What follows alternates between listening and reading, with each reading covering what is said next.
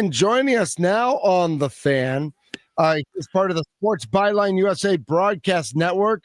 He's got a show on every Sunday morning, 10 to noon our time. Milwaukee native, Phoenix transplant, Andy Dorf. Mr. Dorf on Sports. How are you? Can't complain, my friend. All is well here in the Valley of the Sun. I'm sure it made national news. I guarantee you know what happened here the other day with our big. The dust storm. Oh, unbelievable! It came through. Is that real? I thought it was real. AI. When I saw some of those pictures, Andy, like that does not look. That looks like Hollywood AI. It's as real as it gets, my friend. And when it comes through, it absolutely rips up everything in your area, and it takes everything down, and it takes about a week to recover from it. So my pool is green now, and life is not so good in the Valley of the Sun. All right. Well, we will wish you luck with that, and keep us updated, because I will say I saw those pictures. I was in San Francisco for a week, and I was watching some of those pictures on Twitter, and it was just like, how is this? Like, what do you do? Like, there's nothing you can do about it, right? Run for cover. That's what you do. Yeah, you run stay inside, enjoy the air conditioning. Exactly. You guys have the extreme of the winter. We have the extreme of the crazy summer. Well, and you don't know now because it's only been the past couple of years, but we've got the Canadian wildfires. So we do have like a layer of smoke that is the past 2-3 years that all of a sudden is like, it's nowhere near like what we saw out of Arizona. But it is something like, at least we can commiserate a little bit with you. Yeah. Hey, we all have pain of some sort, my friend. That's right. So I wanted to have you on. The Diamondbacks are in town. We'll get to the Cardinals. We'll talk all Milwaukee sports too. Because I know even though you're in Phoenix, you're still like, your heart still bleeds Brewers and Bucks and Packers and all those things. So being in Phoenix and watching what the Brewers have done this season, what has this Brewers season been like for a Brewers fan not in Milwaukee? Great question, to be honest. It's been amazing. Like I want to watch every game. I really want to watch every game. I want to check it out. And here's what I love about the Brewers: they're never out of a game. They just go out there, and every guy is a tough at bat. It's amazing. Throughout that whole lineup, everybody is a tough out. And in a weird way, they're not as good, okay? But the Arizona Diamondbacks have a little bit of the Milwaukee Brewers in them. And you guys have seen that the past couple 2 nights. Yeah. We sure have. Yeah, I mean, they don't quit either. And I give all that credit in the world to Torey Lovullo and the job that he's done. He's kept this locker room, man. Like, when you think about what they have done this season, you mentioned it earlier, Corbin Burns, this was supposed to be the guy. He goes out, then what happens at the trade deadline? They get rid of their guys, but they're still competitive, man. And you have to give credit where credit is due. And I've always said this about Torey: he does more with less than anybody that I've ever seen in Major League Baseball. Wow. That's a great compliment, because, people would say that Pat Murphy's done that the past couple seasons too. Now, all of a sudden, it looks like the Brewers have something. But I think when Craig left and Pat Murphy was put in charge last year, people were like, oh, like this is the beginning of the end for the Brewers, and it's gone the other way. Absolutely. There's what can we say about Pat Murphy and the job that he's done? It's absolutely. He basically took the ball, right? He took the ball from Craig, in a matter of speaking, right? He took the ball from him, and he's made it better than what Craig has done. So it's actually. It's impressive, number one, but number two, it's just a testament of the man that you guys now have in Pat Murphy. He knows what he's doing. But with that being said, last night, let's talk a little bit about what happened, right? Because I think that's what makes the science of baseball so difficult to navigate, right? Yes. Because you don't know when to exactly pull the trigger, and at times, sometimes you want to just go with the feel of the game, and you let it go maybe just a little bit too long, and ultimately, I think that's what happened with the Brew Crew last night. But you know what? The beauty of baseball too is, it's 9 innings. And when you're the home team, you get the last opportunity to have some noise. And it's paid dividends a few times for the Brewers during that streak, the long ball that they hit against the Mets, to win that one in the bottom of the Sure. ninth. Yep. So Contreras having Contreras the other night against the Giants. Yep. Yes, having that last at bat is so important, and Well, and you've benefited a few times from it. Andy Dorf on Sports, joining us. Follow him on Twitter at Dorf on Sports.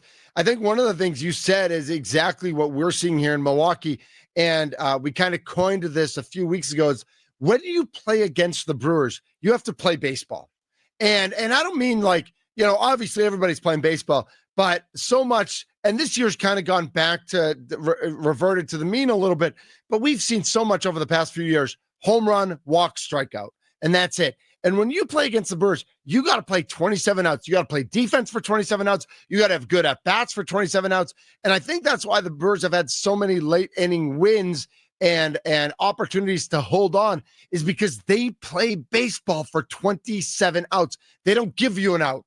They don't give you an inning off. They come at you all game long. They never quit, and they can score five. They can score in bunches. That is a huge testament to just all those guys going in that box and doing their job, man. It is really impressive. There's, like you said, there's not one easy out.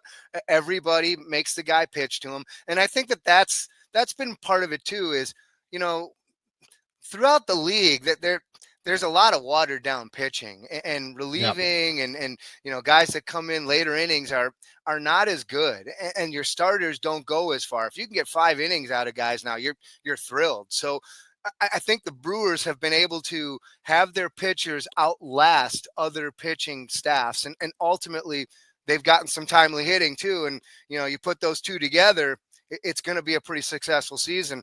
My big question is will they break 100, and will they be the only team to break 100 games this year?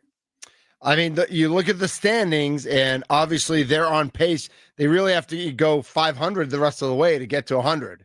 And so, you would hope they'd be able to play 500 baseball. We've talked about it a lot here, especially during the 14-game winning streak, is you don't want to peak in August. You want to peak in October. So I think a lot of us aren't worried if they lose a few games here and there in September, as long as they still get there. You look at their record right now, 83-50, 133 games, so 29 to go. If they go 15-14 the rest of the way, they get to 98. Yeah. So they got to go a couple games over. But when you look at the overall standings in Major League Baseball, they're still 5.5 games over Detroit, 6 over Toronto, 6.5 over Philly and Chicago. So I don't think anybody else really has a chance for 100. I think it's Brewers or bust this season. Yeah, no, that's exactly where my head is at. The Brewers may be the only team to win 100. 96 is the magic number, right? They got to beat that 96. That's the number in the organization. They'll get there. Get there. And for a moment, when the Cubs were beating up on them a little bit, that was starting to look a little bit like it might be closer than we want it to be, but they rebounded. It might be, but no, you made a good point though. They have to lose, right? Like we right. love streaks, and everybody loves getting free George Webb burgers. But at the end of the day, you have to lose a few. And I think it's when they come into the postseason, we want them coming in on a high versus them coming in on a low. And if I'm Pat Murphy, I think that I'm wondering how they handle, the last 20 games or so, because they could maybe take their foot off the gas, but I don't know if that's such a good idea when you're trying to keep momentum. Well, that's a great point, because it's so hard to put it back on. And we've seen teams do that, whether it's in a game itself or in the midst of a season. You take your foot off the gas, and somebody, not just that you lose the momentum, but somebody else senses that. So whether it's the Cubs or the Phillies or the Dodgers, who think they have a chance to get to that 1 seed in the National League, if they sense that the Brewers are taking their foot off the gas, because I know the Brewers have lost a few games here. They lost 3 out of 5 to the Cubs. They then lost 2 out of 3 to the Giants. They beat Arizona the first 2 games here. But nobody thinks that the Brewers have taken their foot off the gas. Like the Brewers are still playing those 27 outs like we talked about. And I think if we notice that, that there is that, I think the rest of the league is going to notice that too. No, they just haven't taken any games off. They shouldn't take games off. They shouldn't take outs off. And here's the concern I have when you're talking about the postseason and you're talking about a team that gets hot. Who's the team Mhm. that normally gets hot? It's the wild card team, right? Because Yep. they got to We've seen that somehow. over and over. Yep. Yep. So more often than not, it's the wild card team that somehow makes a lot of noise in the postseason. What I like about the Brewers this year, okay, is that they're not going to be playing in the wild card game. And I know I just contradicted myself, but But I hear what you're saying. if we've watched what's happened with the Milwaukee Brewers over the years, it's that they get into that wild card game and then they have to expend their pitching staff a little bit more. And then what happens to them in that first series, they go out because their pitching staff is all screwed up. So this is a perfect scenario where they can go into the postseason and they can set things up the way that they want to. And at the end of the day, they'll have nobody to blame besides themselves because they go into it in a perfect setting with their rotation. Andy Dorf on Sports. Follow him on all the social medias, Dorf on Sports.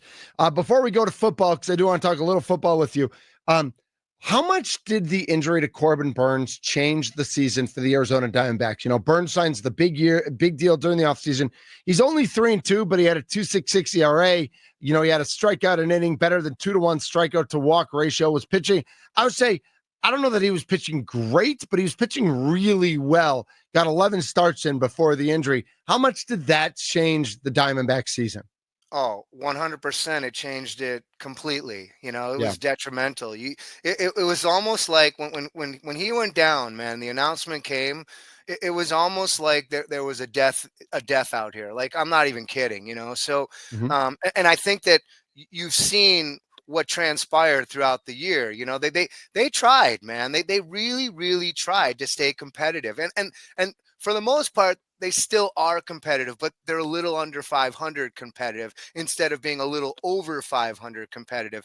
And I think ultimately it made the trade deadline much easier for them to say, hey, you know, we're gonna try to retool a little bit, and we'll Yep. go back to the drawing board a little bit, and we're not going to get rid of, you know, a couple few guys that we really really like, but ultimately we're going to go into this and we're going to go move forward, and we're going to do what's best for the organization. But it made it Right. so much easier when Corbin went down. Yeah, that makes sense because it's, you know, when you're in that gray area, that makes things a lot more difficult, and it's hard to plan for the future. Andy Dorf joining us, Dorf on Sports, based in Phoenix, Milwaukee native. Want to talk a little football with you, and I'll start just with like a Cardinals question because I feel like people are kind of like people think the Sleeping. Cardinals. Yeah, people. Well, no, I think people are like people think the Cardinals could be pretty good this year. People think Kyler Murray's, you know, I had him on my fantasy team last year. People think he could be even better this year. I'm trying to find the over under for wins, and I'll find that in a little bit for what the team over under for wins is. But I think the Cardinals could be pretty decent this year. Is that the feel down there? Absolutely, that's the feel.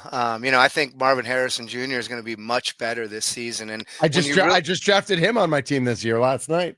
good draft, because I think he's going to have a big year. I think that you talked about Kyler. You know, I talked to him not too long ago, and he's a great kid. Okay, you know, there's been a lot of talk about him and his work ethic, and that he doesn't. You know, he plays video games. Look, man, Right. I don't know. I don't know many kids these days that don't play video games. Okay, I got a video game that I'm hooked on. It's a golf game. Okay, and I'm absolutely hooked on it. Okay, so Sure. so I get the fact of kids wanting to play games and this and that and the other. But when it comes to being a baller and a guy that goes out there and gives it his all, Kyler does that each and every week. And in practice, man, he is a kid that's out there trying to show you what he's got.